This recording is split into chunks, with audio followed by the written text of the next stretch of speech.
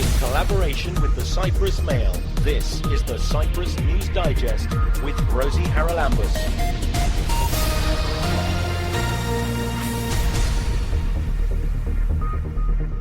On this week's programme, we are warned about serious lead pollution near the Larnaca Salt Lake.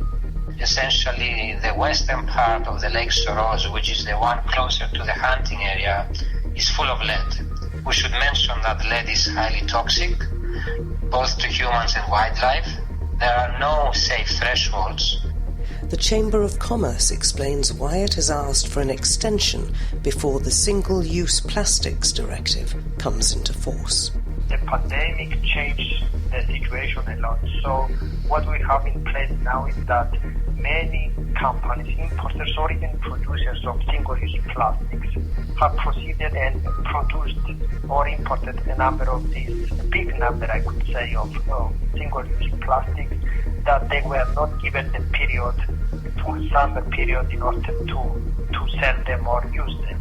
And Zero Food Waste Cyprus invites you to rediscover your food this Sunday. It's called Rediscover Your Food because we want to teach people in our local community that food that's not so beautiful, it doesn't meet the beauty standards of the industry, can still be transformed into very delicious meals.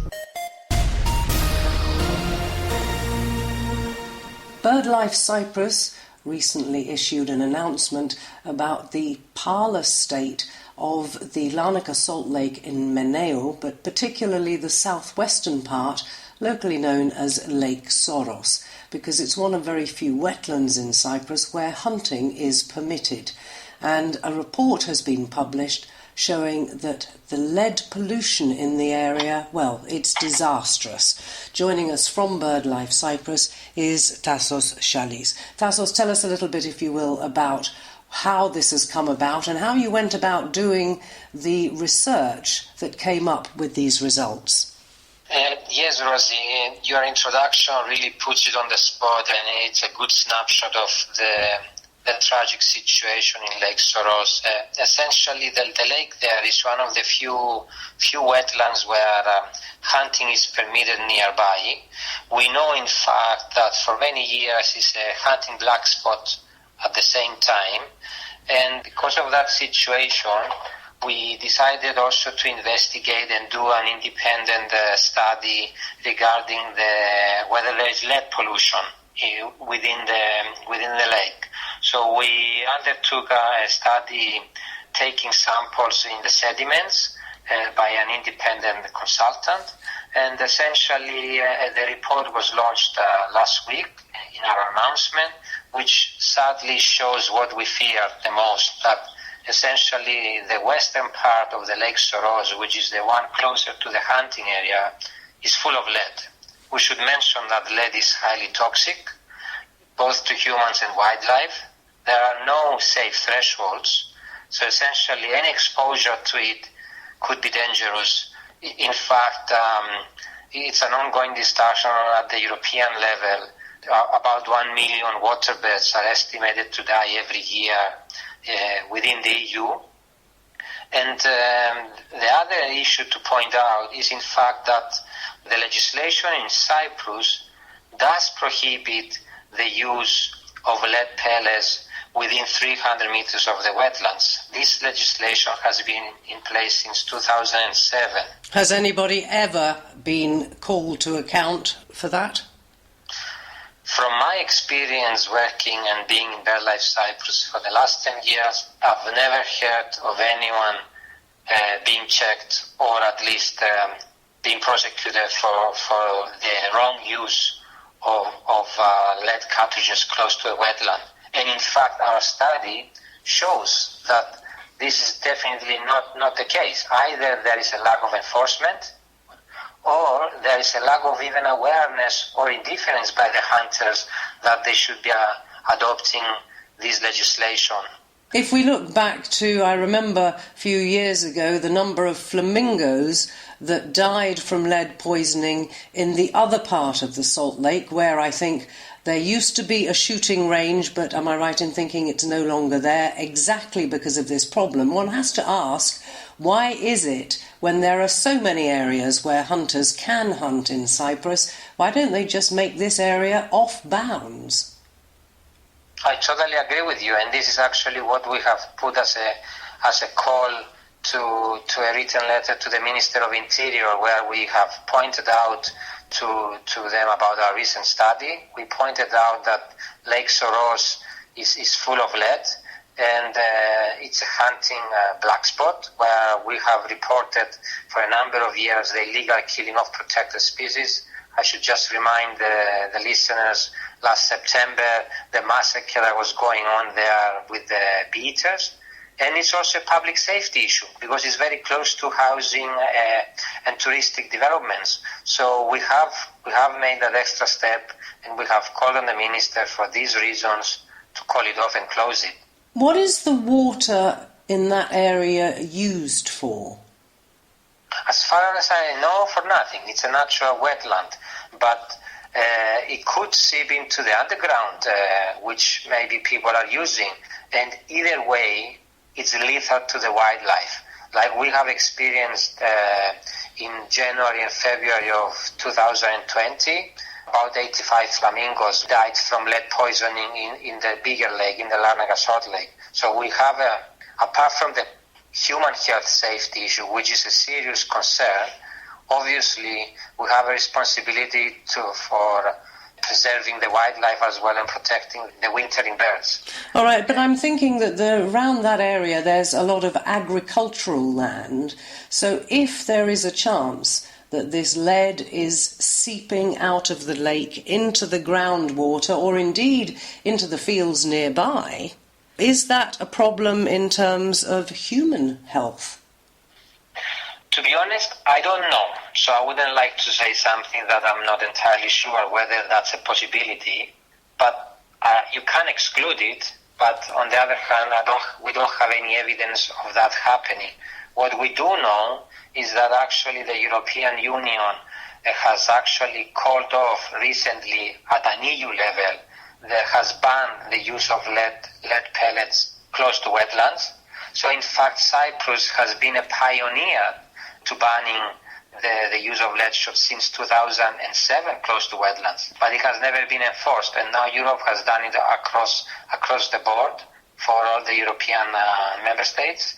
And one of the reasons is also because it's not just to the waterbeds, but also to human health exposure levels. In fact, the hunters, by eating the game that they should, which contains the lead pellets in it, has shown that there are effects on brain damage and other issues, especially to young children and pregnant women. So also the hunters should be worried about what they are eating if they're using lead pellet cartridges. What is the alternative to lead pellets? There are alternatives. They might cost a bit more, like with other materials like tungsten and other alternatives. But for sure, and this is basically what was said in the EU regulation, that because there are these alternatives, that it is possible to make that switch. Because for a regulation to come in place at an EU, usually they request to see alternatives. So definitely there are alternatives. There are also in Cyprus these alternatives. In fact, we did like a small market research in hunting shops to see if there are alternatives to lead cartridges. There are, but they are not for sure extensive, the options. But it's something because there is no demand. Because most hunters will not go for the more expensive cartridges. They go for the cheaper pellets that they contain lead, because this is what they've been used to.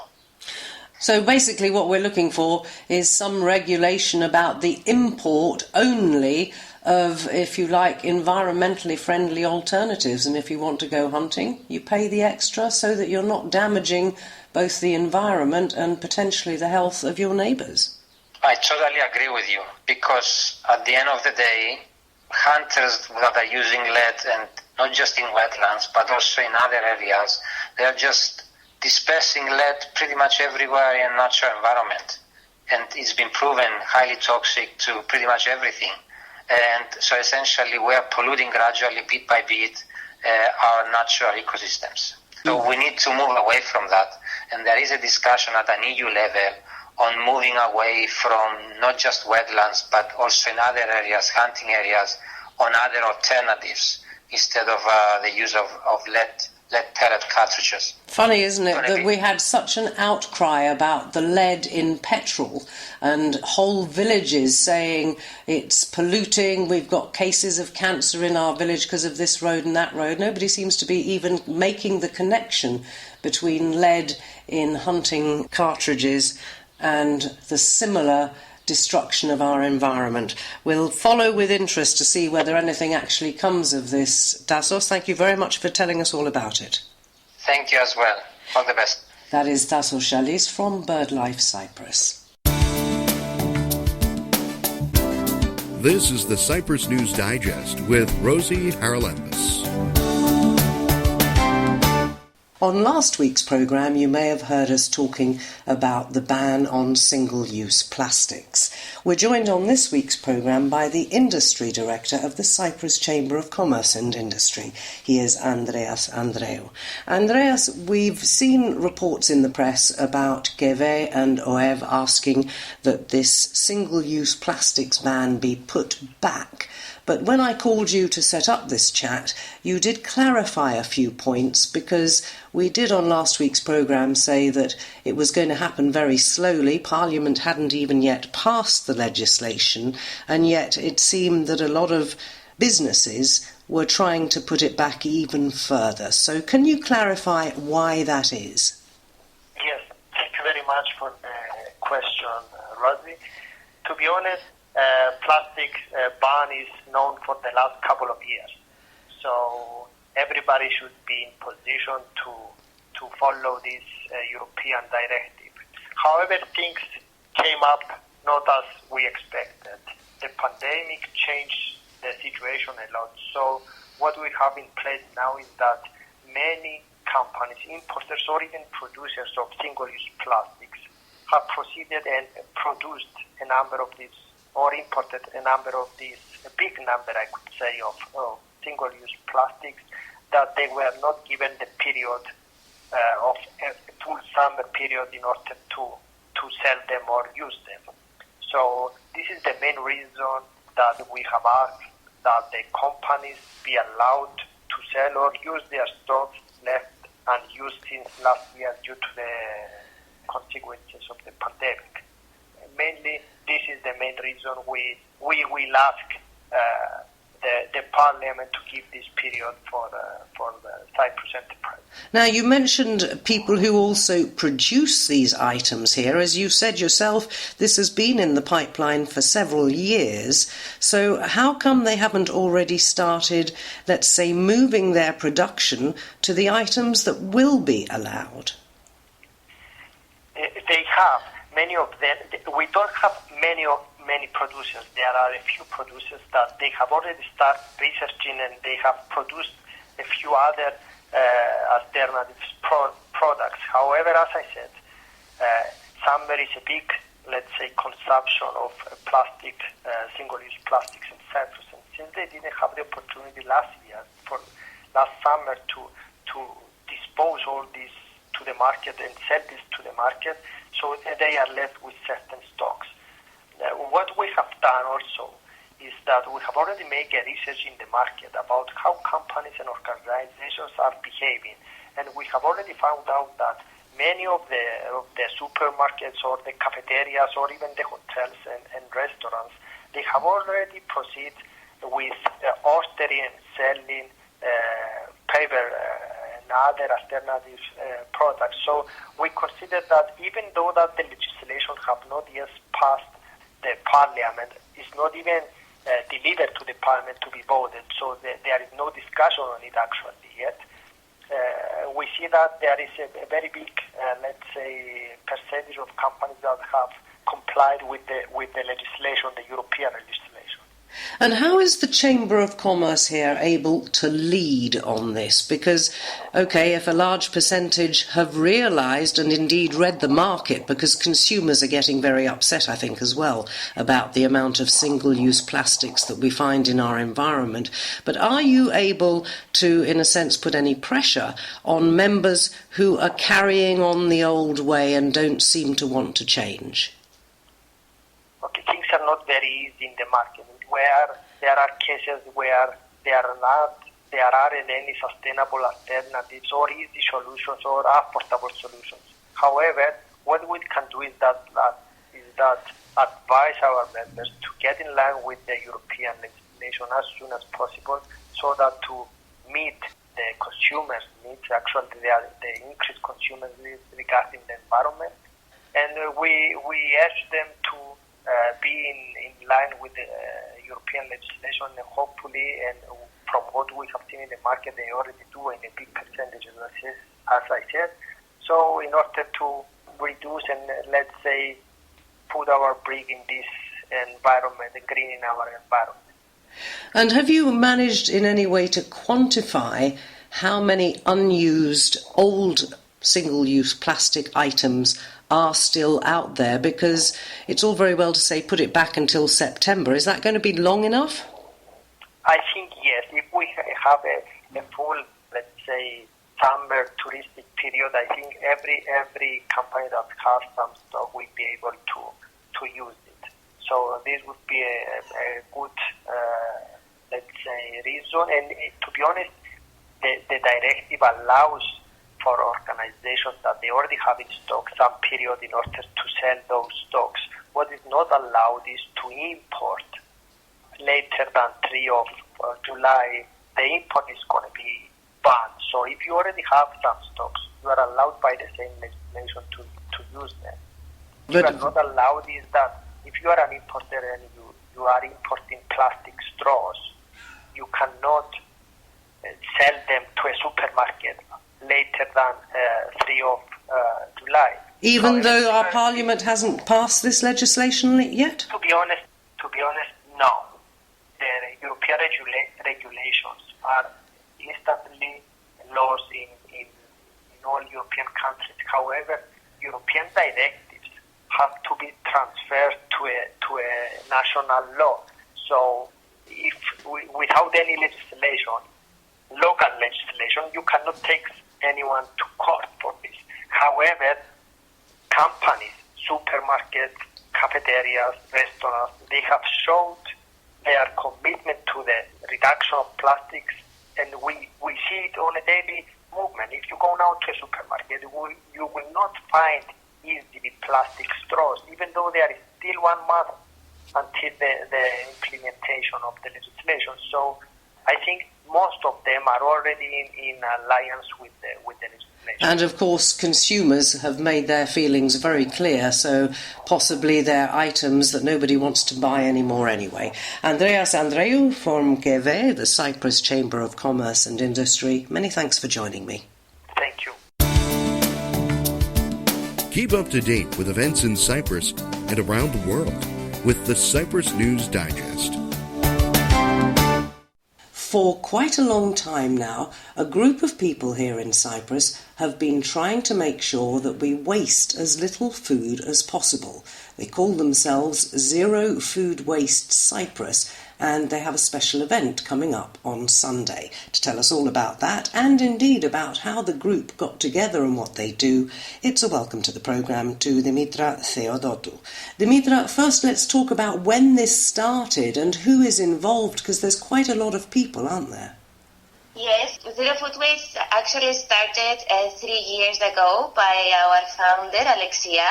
What we are doing is that volunteers are gathering into the local markets, and we are collecting food that it's not going to be sold, but it's still edible.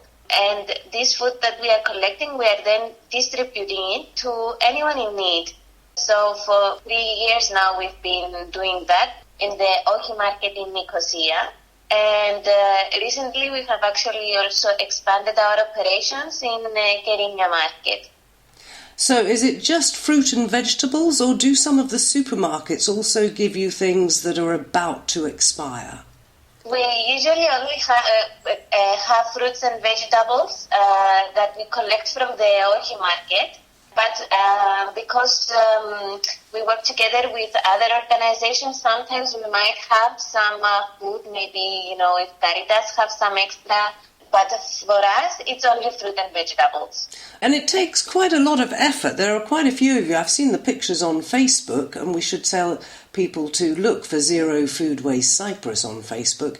Pictures of loads of fruit and vegetables. So how did you manage to persuade all the people who were at the market that instead of taking these home, and I suppose quite a lot of them got thrown away, they should actually just donate them to you to pass on to people in need?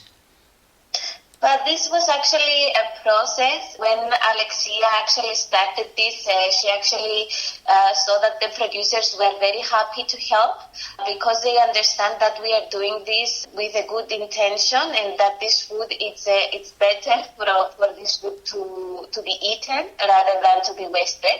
So it was not so difficult to convince the producers to give us the food. They are happy to do it actually. And I suppose it makes it easier when they pack up not to have to take all that food back with them to their villages or whatever, because for those who aren't in the know, the sellers at these markets are very often people who travel into the city from their fields and sell whatever they happen to have that's ripe and ready to eat. So let's talk about the event that's coming up on Sunday, because you've got something called Rediscover Your Food. And I want to find out what that actually involves, because I think you're hoping that a lot of people will come and support you. Yes, we are hoping that lots of people will come because it's going to be a really fun event. So it's called Rediscover Your Food because we want to teach people in our local community that food that's not so beautiful, it doesn't meet the beauty standards of the industry, can still be transformed into very delicious meals. And so we want to educate also people about the problems that food waste has to the environment. So our event will take place on Sunday. We will start at 6:30 with a small workshop whereby our chefs will show us how we can transform vegetables into pickles so that we can extend their life cycle. And after that, we will offer delicious food that we will be preparing with fruits and vegetables that we will collect on that day. So it's very much a vegetarian or vegan event, I guess. Yes, it's going to be a vegan cuisine, yes. And smoothies are on the menu. Now, they're very popular these days, and a lot of people mix fruit and vegetables. You say you're chefs. Tell us a bit about them. We have 2 experienced chefs for this event that will be helping into the kitchen. Both of them work professionally and they have prepared a menu that's going to be very, very delicious. So don't let vegan fool you. It's going to be very, very tasty. Can you give us any hints about what's on the menu, or is it got to be a surprise? They do have an idea what they are going to be making, but they are keeping it a bit as a secret because it will all be adjusted on the day because that will depend on the produce that we will collect on that date. So this is 6:30 to 7:30 on Sunday. It's at St Paul's Anglican Cathedral, which is pretty central in Nicosia, and that, I think, is where you usually take the produce every Saturday when you're going to hand it out. Tell us a little bit about how they're supporting you.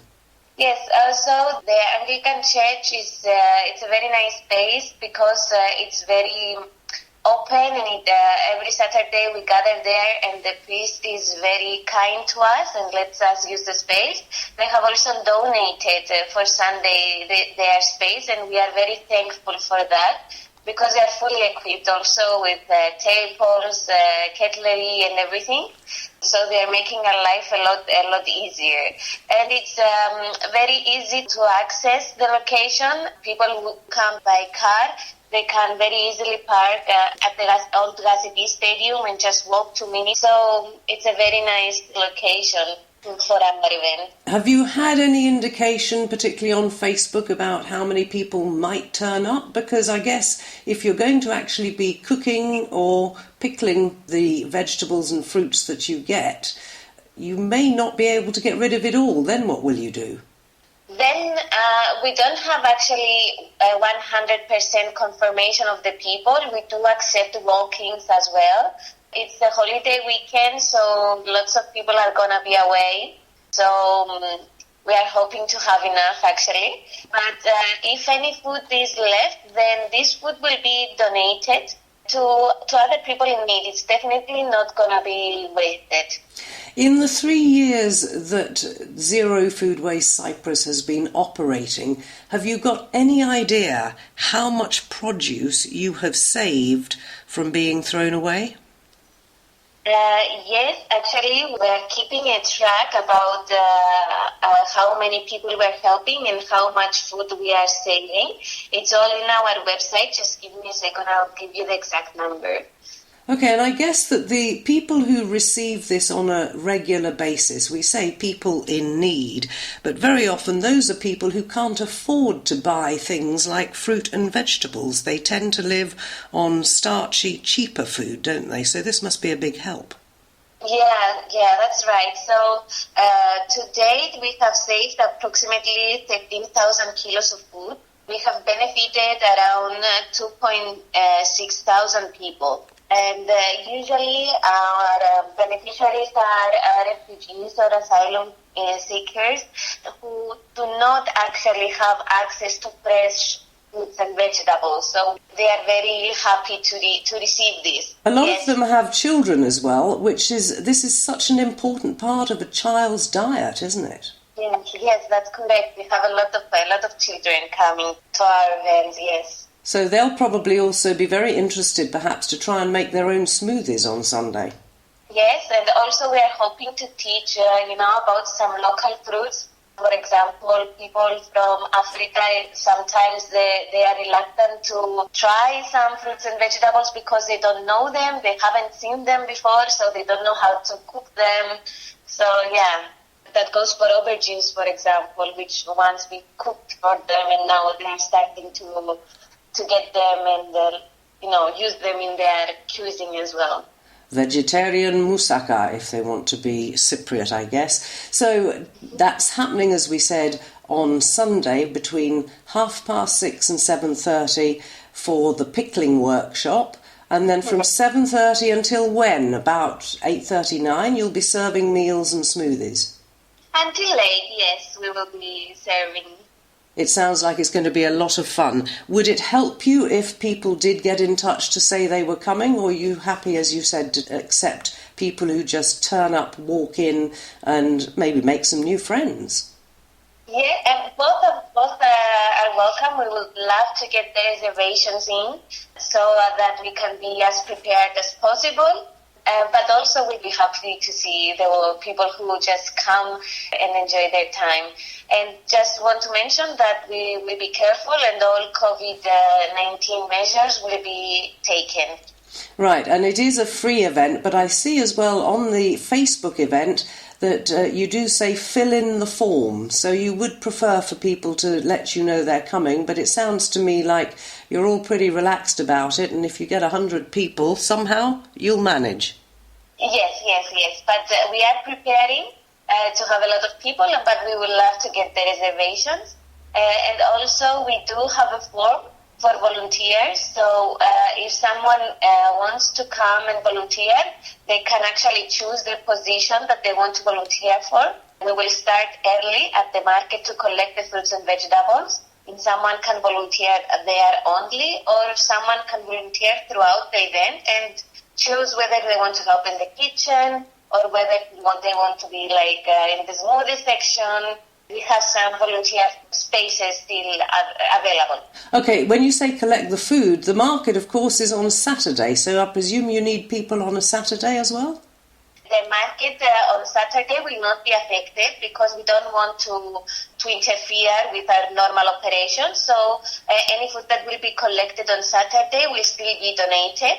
But there is also a market on Sunday in Anthopoli Usually it's the same producers, and we will go there on Sunday at around 2 to 30 to start collecting foods on Sunday. So it's going to be fresh produce that it's going to be collected. That's wonderful, and more food that isn't going to waste. Dimitra Theodotou, thanks for telling us all about Rediscover Your Food. You'll find it as a Facebook event if you look for Zero Food Waste Cyprus. Brilliant idea. I think we'll see you Sunday. Yes, we would love to have you. Thank you for having me.